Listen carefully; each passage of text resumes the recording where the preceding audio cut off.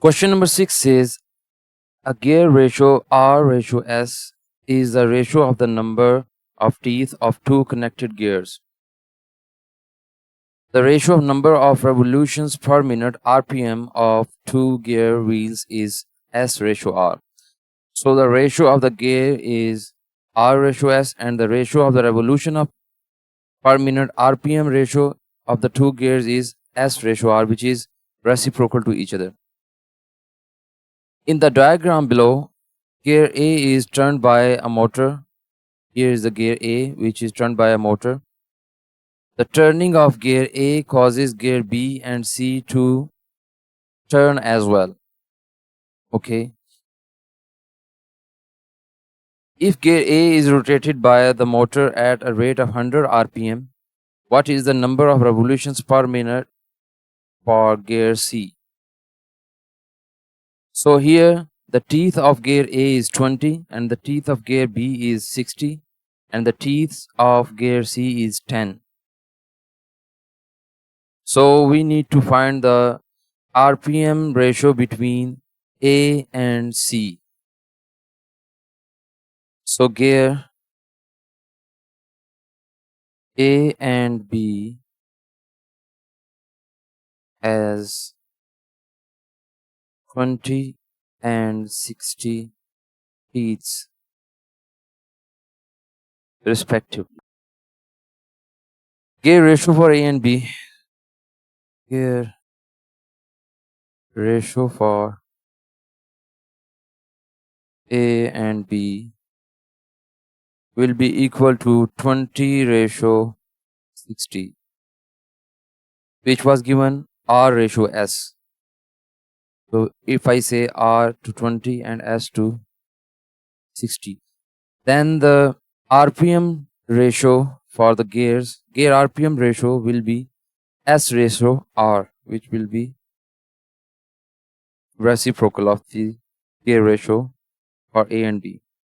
The ratio of RPM for A and B, so RPM ratio, I would rather say RPM ratio for A and B will be equal to S ratio R, which is S equals to 60 and R is 20. So if we simplify this, the ratio will be 3 ratio 1. So gear A turns at 3 RPM and gear B turns at 1 RPM.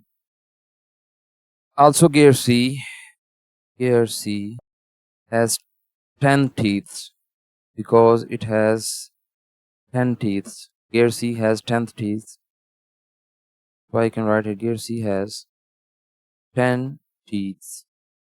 And gear C is connected with the gear B.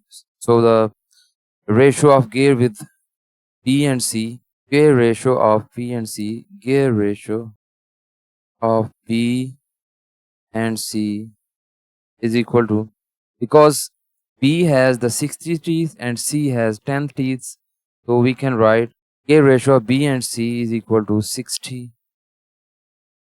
ratio 10. And the RPM ratio will be the reciprocal.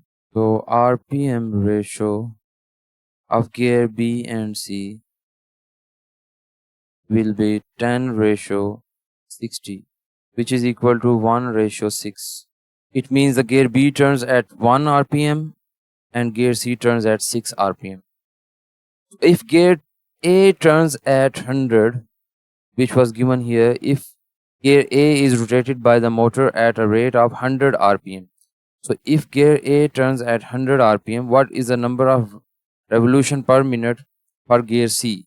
So we need to find the gear RPM ratio of gear A and C. So if gear A turns at 100 RPM, then gear B turns at 100 by 3 RPM. Because gear A is connected with B and the RPM ratio between gear A and B is 3 ratio 1.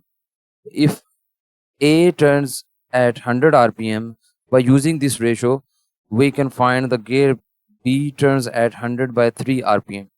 If we have the RPM of B we can find the RPM of C by connecting with each other. And gear C turns at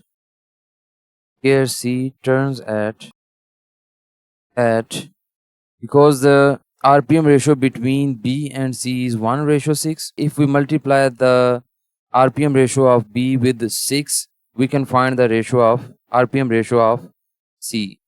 So we are going to multiply 100 divided by 3 multiplied by 6 will be 3 2s are 6, so it will be 200 RPM. So 200 is the correct answer. 200 RPM is at option C. Question number 27 says, in the xy plane, the graph of 2x square minus 6x plus 2y square plus 2y is equal to 45 is a circle. What is the radius of the circle? So if we write the general form of the circle, which is the general form of the circle is equal to x square plus y square plus 2gx plus 2fy plus c equal to 0. This is the general form of the circle. So we can compare this equation, which is also a circle, with the general form to find the radius of the circle. So in this general form, we can convert this equation in this form, because in the general form the coefficient of x square is 1, the coefficient of y square is 1. So here is the coefficient of x square is 2 and the coefficient of y square is 2. So first we need to remove the coefficient from the x square and y square. Given equation is 2x square plus 2y square. I'm going to write the values of x square and y square, then the values of x and y. Minus 6x plus 2y, and I'm going to take 45 into left side, so it will be minus 45 equal to 0. So I can remove the coefficient of x square and y square by dividing throughout by 2. So dividing both sides by 2 to make it in as the general form. Dividing both sides by 2. So it will be x square plus y square minus 2 3s are 6, and I am not going to cancel this 6 with the 2 because later we will use it as g. So we need 2 with g and we need 2 with f to make it in the general form. So I'm going to do 6 by 2x plus 2 by 2y minus 45 by 2 is equal to 0. So now I will take out the 2 and make the value of g, and I will take out the 2 and make the value of f. So x square plus y square. 2 3s are 6 will be equal to 2 into 3s are 6 divided by 2 into x plus 2 into 1 by 2 and y minus 45 by 2 equal to 0. One more thing to compare this equation with the general form is that we have to put plus symbol here, and here we have the minus symbol. If I multiply this minus symbol within the bracket and put the plus outside, it will be equal to exactly, it will be in the general form. So x square plus y square plus 2 into minus 3 by 2x plus 2 into 1 by 2y minus 45 by 2 is equal to 0. So the general form, I'm going to give the name as equation number 1. I'm going to give this equation number 2. So now we can compare equation 1 with 2. I can find the value of g from equation 2 and value of f from equation 2. So here g is equal to, by comparing 1 and 2, g is equal to minus 3 by 2 and f is equal to 1 by 2 and c is equal to minus 45 by 2. C is equal to minus 45 by 2. because we want to know the radius of the circle. So the formula for the radius of the circle in general form is equal to r is equal to g square plus f square minus c whole square root. So I'm just going to put the values of g, f and c here, so we'll get the radius of this equation. So g is equal to minus 3 by 2 whole square plus f is equal to 1 by 2 square and c is minus 45 by 2, so minus minus will be plus 45 by 2.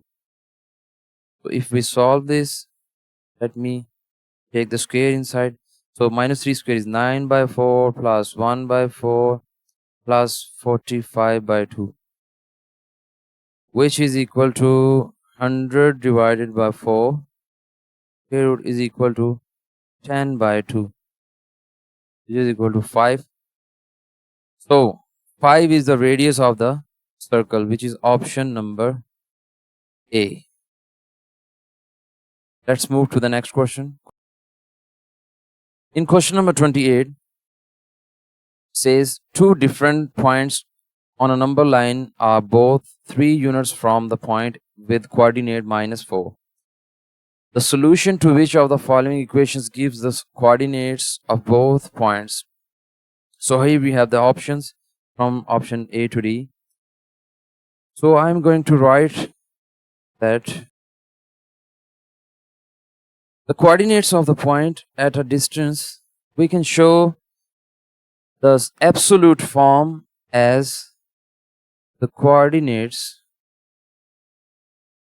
of the points at a distance of d units from the point with coordinate A, from the point with coordinate A, from the point with coordinate A can be represented in the absolute form, which is x minus a. The distance between x and a must be equal to positive number, which is d. What I'm saying that if we want to find the distance from a fixed point x to the a, whatever we want to find the distance will always positive, and we can present the distance in the absolute value, so always it will give us the positive value.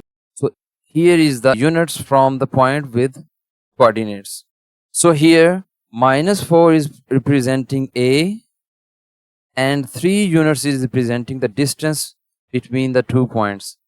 So I can say here in the question, a is equal to minus 4 and b is equal to 3 units. So let me put it into the equation star. So x minus minus 4 absolute value is equal to 3. So x minus minus plus 4 is equal to 3, which is option number A. Option A is the correct answer. Let's move to the next question.